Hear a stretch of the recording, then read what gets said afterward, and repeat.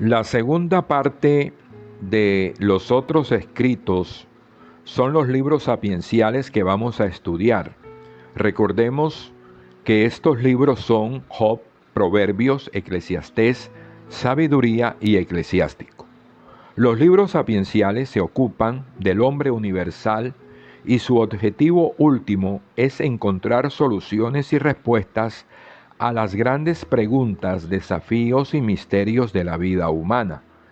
En los libros sapienciales, los temas de elección, alianza, mesianismo pasan a un segundo plano. Incluso, algunos de estos ignoran el acontecimiento del Éxodo. La sabiduría en Israel. La antigua sabiduría de Israel es ante todo popular. Surge y se cultiva en el ambiente de la familia, del clan y de la tribu.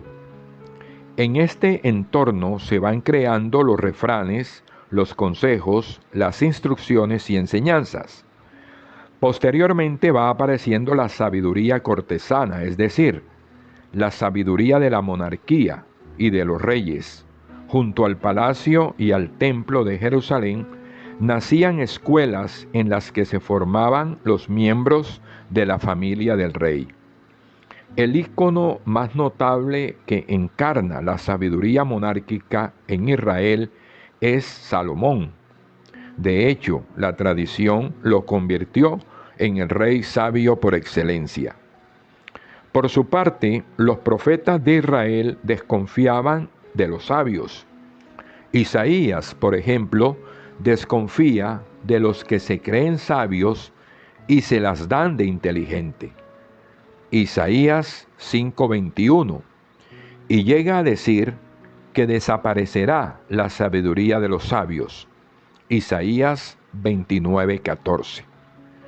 Pero la crítica más fuerte contra los sabios llega a tonos más severos en Jeremías, quien arremete contra los sabios de Israel, de Temán y de Babilonia, llamándolos falsos y mentirosos.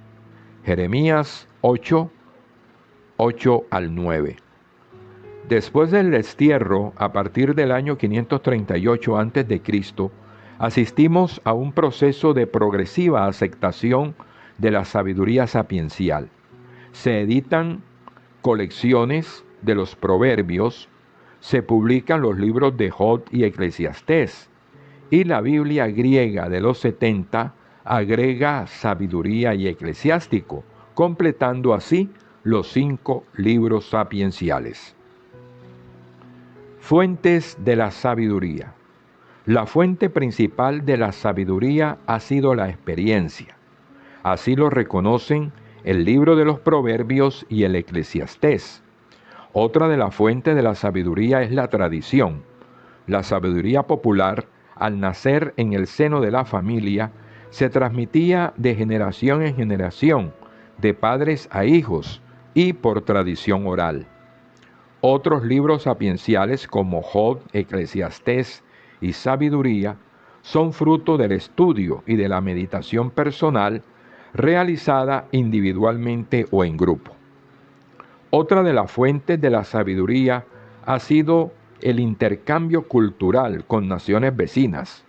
Un ejemplo de esta fuente es el libro del Eclesiástico, capítulo 34, versículos 9 al 13.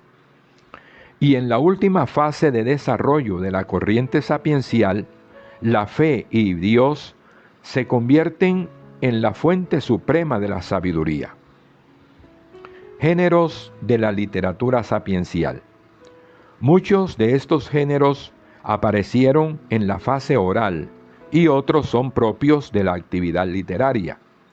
El principal género literario sapiencial es el masal, que es una expresión hebrea que suele traducirse como dicho, sentencia, proverbio o refrán. Este término, masal, ha dado nombre a todo un libro, el libro de los mesalín o proverbios.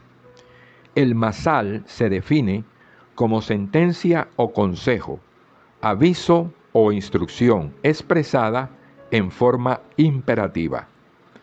Podemos mencionar otros géneros literarios sapienciales, como los poemas, los dichos numéricos, las epopeyas, los diálogos, la alegoría, la fábula, el enigma, los pregones, las narraciones, las oraciones, los ensayos y los panegíricos históricos. Tema teológico de la literatura sapiencial.